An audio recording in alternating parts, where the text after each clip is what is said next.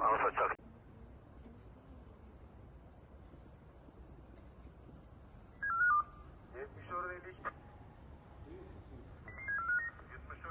Merkez 7452. Dinliyorum efendim.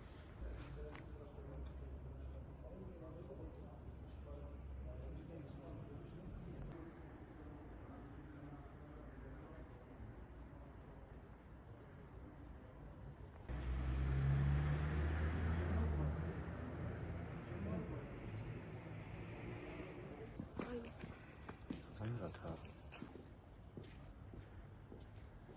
Valla bu gazetecilerden bir haber. Ayrılacaklar. Herhangi bir arışık yok. Zaman hesabı. 7452. Hocam muhtarı çağıran mı?